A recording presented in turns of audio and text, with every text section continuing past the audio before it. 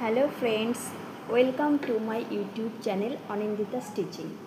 তো আজকে আমি আপনাদেরকে একটা জিনিস বলতে চাইছি, সেটা হচ্ছে আপনারা ব্লাউজ পিস কীভাবে শাড়ি থেকে আলাদা করবেন এবং বডি মেজারমেন্ট অনুযায়ী কতটা কাপড় নেবেন।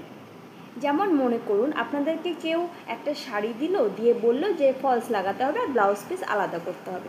তো আপনারা কতটা শাড়ি নেবেন আর কতটা ব্লাউজ পিস নেবেন। এবার শাড়িটা আজকে পরে বলছি, আমি আগে ব্লাউজ পিস বলছি যে কতটা কাটতে হবে। যদি আপনাদের বডি 28 হয় তাহলে সেটাতে আপনারা 70 সেন্টিমিটার কাপড় নেবেন। আপনারা এটা 70 সেন্টিমিটার কাপড় নিয়ে আপনারা গ্লাস হাতা পর্যন্ত করতে পারবেন, কিন্তু সেটা যদি আপনারা ঘুটি হাতা করতে চান সেক্ষেত্রে আরেকটু বেশি নিতে হবে।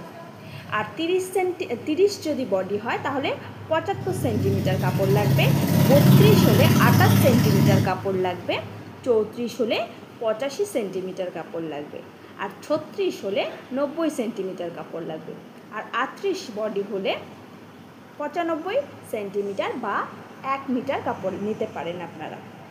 আর 40 যদি বডি হয় তাহলেও 1 মিটার নেবেন, 44 বডি হলেও 1 মিটার 10 সেন্টিমিটার নেবেন, আর 46 বডি হলে 1 মিটার কাপড় নেবেন, 48 বডি হলেও আপনারা 1 মিটার কাপড় নেবেন, আর 50 বডি হলে আপনারা 1.5 মিটার কাপড় নেবেন।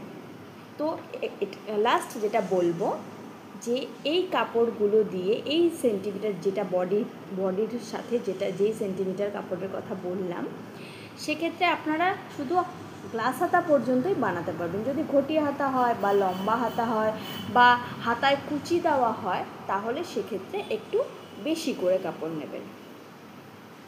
তো আপনাদের যদি ভিডিওটা ভালো লেগে থাকে তো আমার চ্যানেলটা প্লিজ সাবস্ক্রাইব করে দেবেন, একটা লাইক করবেন, একটা কমেন্ট করে দেবেন।